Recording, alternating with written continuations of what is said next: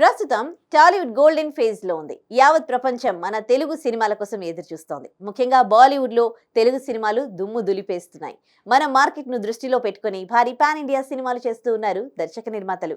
అంతేకాదు పరభాష హీరోలతో కూడా సినిమాలు చేస్తున్నారు. ఇప్పటికే మన తెలుగు దర్శకులు ఇతర భాషల్లోని హీరోలతో సినిమాలు చేస్తూ వస్తూ ఉన్నారు.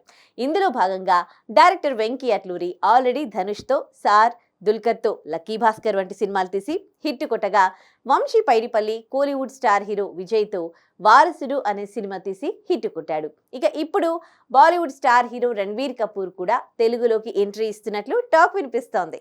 బ్రహ్మాస్త్రం, యానిమల్ వంటి చిత్రాలతో పాన్ ఇండియా హీరోగా గుర్తింపు తెచ్చుకున్నాడు రణ్బీర్. ముఖ్యంగా యానిమల్ మూవీలో తనలోని కొత్త యాంగిల్ చూపించాడు. ఈ సినిమాను తెలుగు దర్శకుడు సందీప్ రెడ్డి వంగ తెరకెక్కించాడు. దీంతో ఇప్పుడు డైరెక్టర్ గా తెలుగులో ఓ సినిమా చేయడానికి రెడీ అయ్యారట రణ్బీర్ కపూర్. ప్రొడ్యూసర్ నాగవంశీ, సితారా ఎంటర్టైన్మెంట్స్ బ్యానర్ లో ఈ చిత్రం రూపొందే అవకాశాలు ఉన్నాయట. ధనుష్, దుల్కర్ సల్మాన్లతో కూడా నాగవంశీనే సినిమాలు చేశాడు. ఇక ఇప్పుడు రణ్బీర్ కపూర్ తో గట్టిగా ప్లాన్ చేస్తున్నట్టుగా బోగట్ట. అయితే దర్శకుడు ఎవరు, జానర్ ఏంటి అనే విషయాలు తెలియాల్సి ఉన్నాయి.